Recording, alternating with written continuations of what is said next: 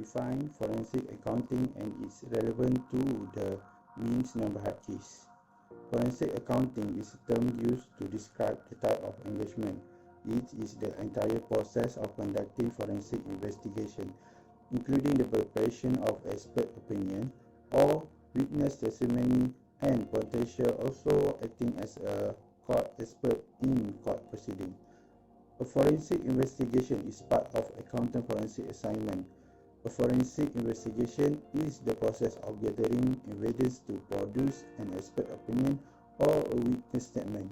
It includes forensic review, but covers a much wider range of investigation techniques, such as questioning witness and suspect, imaging or recovering computer files, including emails, physical search of premises, etc. A forensic audit is the use of traditional procedure and technique to gather evidence as part of a forensic investigation. In the Wins-Numberhart case, Ms. Sally of Aiman Partners discovered that Puan Hana, Wins-Numberhart lawyer and trusted account supervisor, allegedly embezzled at least Rm 1 million from the company using his position to fraudulent financial director and accountant of the company. Using the settled payment of invoice, she managed to obtain blank check from the company accountant. She then transferred the money to her own bank account and paid for personal expenses by forging the director's signature on the check and accountant's signature on the voucher.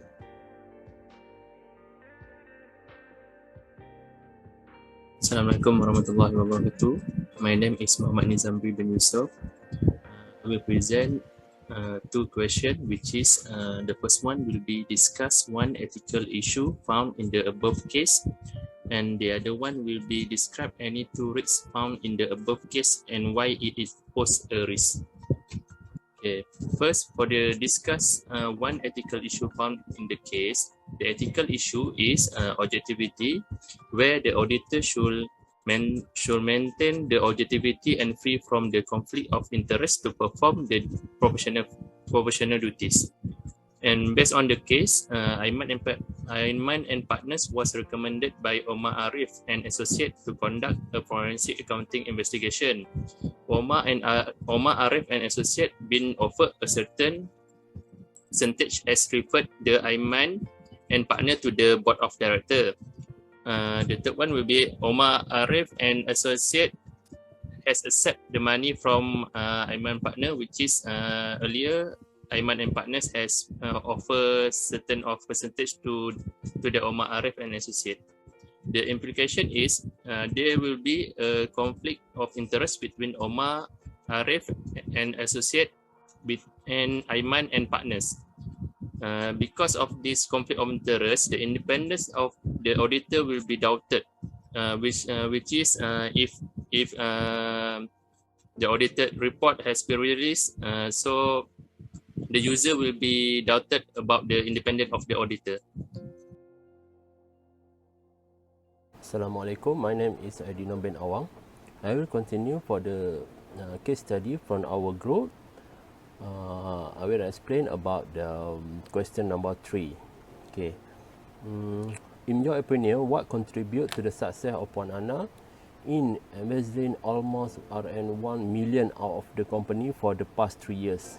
May discuss the fraud element, opportunity, motivation, rationalization, and capabilities. Okay. Based on the element of fraud and risk factor, they have 4 elements that explain type of the overcome factor relate to the fraud and risk. In this situation between Puan Hana and the Wins-Numberhart, 4 factors from fraud element will be analyzed to contribute the successfully by Puan Hana embezzling out 1 million from company account. The fraud element including the opportunity, motivation, rationalization, and capabilities. Okay, the first one is opportunity. Opportunity means company have a lack of good in internal control, inadequate monitoring, high staff turnover, and also ineffective in accounting system. In this case, Encik Halin as an accountant is released blank check to Puan Hana for preparation of payment according to approval, voucher and invoice. So Encik Halin failed to check the validity of the invoice presented to him due to his trust to Puan Hana. Okay, so Puan Hana have an opportunity and offend on the check for personal gain because there has no control from the accountant. Okay, and also management fail to implement an adequate system on the internal control and the payment procedure and access on the accounting record and document. Okay, the second one is a motivation. Okay, what we know, the Puan Hana lifestyle is changed drastically for the past few years.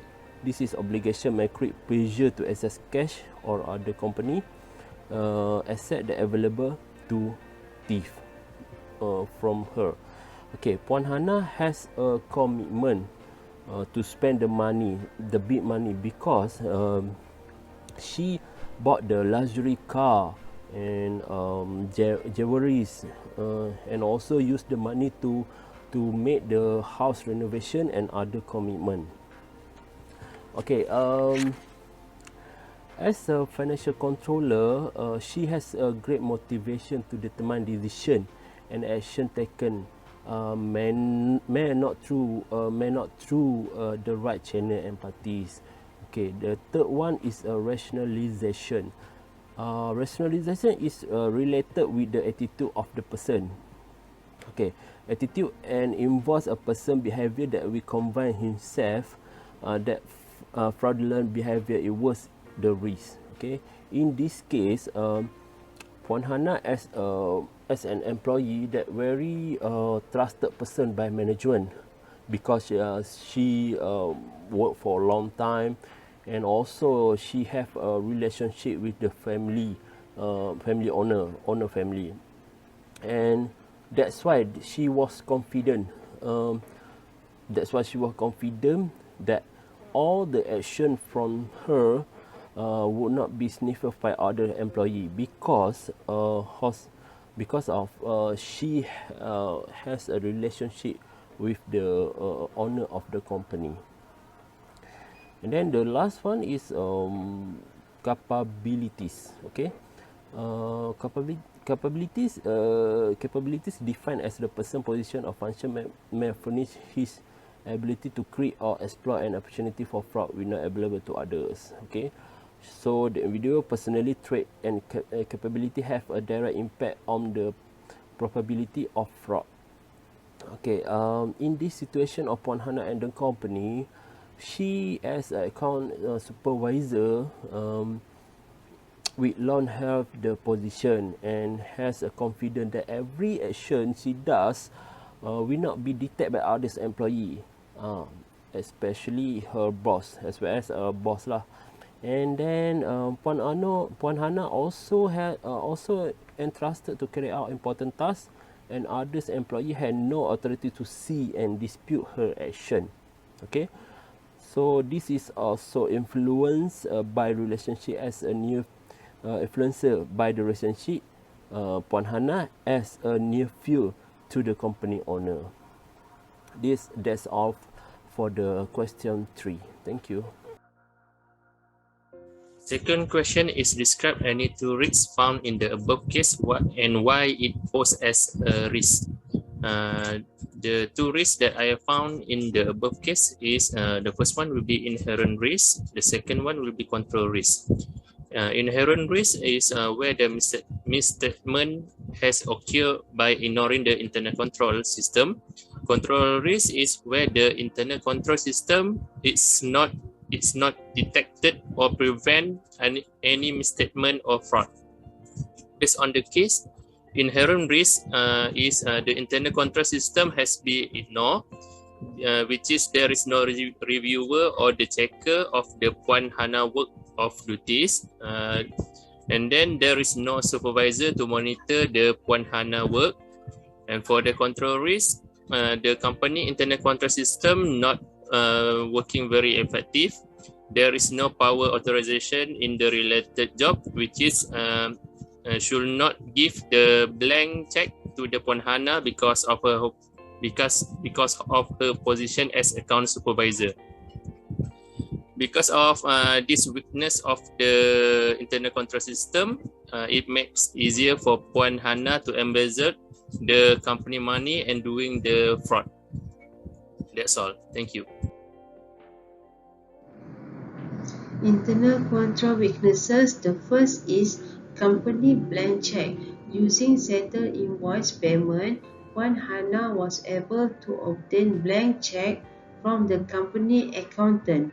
The recommendation to overcome the weaknesses, the check must be filled out and backed up with supporting documents such as invoice and payment voucher before being sent to the accountant and finance director. The second weakness is Puan Hana transferred the fund to her personal bank account and paid her personal expenses by forging the director's signature on the check and the accountant's signature on the payment voucher. The recommendation is every month companies should perform bank and credit card reconciliation as part of their internal control over their account. Bank supplier statement and credit card can all be used to supplement other accounting control system. The weaknesses number 3 is there is an insufficient system of internal control over their payment procedure as well as access to accounting record and documents. The recommendation is account staff should be segregated for account staff and new customer account must be approved by responsible official of the company, such as the accountant or finance director. The payment procedure as well as access to accounting record and documents should be subject to stringent controls. And the last weaknesses is due to his trust in Puan Hana, Encik Halim company accountant failed to check the validity and legitimacy of the invoice presented to him. The recommendation is even though Puan Hana has been with the company for a long time, Encik Halim should have checked more thoroughly to ensure that no mistake were made. Assalamualaikum. I will continue for the last question for the question set. About the question is beside forensic audit, explain other assurance service that could be provided by Aiman and partners. Okay, so auditing and assurance for service in Malaysia are one of the most demanding service by small and medium-sized business. Okay, so organization that successfully address audit assurance issue and enhance their quality of final reporting and stand to gain credibility not only locally but also at the international level. Okay, audit must be processed truly and be taken as a matter of important and not like basic compliance. Okay, insurance service also create expected benchmark of the audit with innovation, business mindset and personalist touch. Okay, let we go to the in this case between Win Sdn Bhd and then Aiman partners. Okay, the auditor can propose any insurance service beside the forensic audit. Okay, so they have many assurance service can provide to the company except the forensic audit. Okay, for example, insurance service they can provide the statutory audit to investigate Win Sdn Bhd, statutory audit. Okay, statutory audit is an official and legal requirement for all private limited business and public companies under the Company Act 1965. A limited liability company in Malaysia, we have to hire an external audit to audit its financial statement M to report its member or shareholder every year. Hence, it's important for the business and company to make their financial statement in compliance with a law and as per the approved accounting standard. Okay, statutory audit include the inspection of the organization account and financial statement to ensure they are valid to avoid any kind discrepancies and misrepresentation. Okay, as a statutory auditor, as the statutory auditor, they will check the document to make sure that the document or the financial statement are accurate and according to the defined guideline. Okay, so if they found any errors, discrepancy or misrepresentation, auditor will be assist you to resolve the problem, that the misrepresentation or any discrepancy about regarding the financial statement and others related to the company acts. So this is all for our presentation for our group. For the 6 question from the case study between the Aiman and Partners and Win Sendiran Berhad. So thank you very much to our friend and also to our lecturer, Madam Sam. Assalamualaikum warahmatullahi wabarakatuh. Thank you.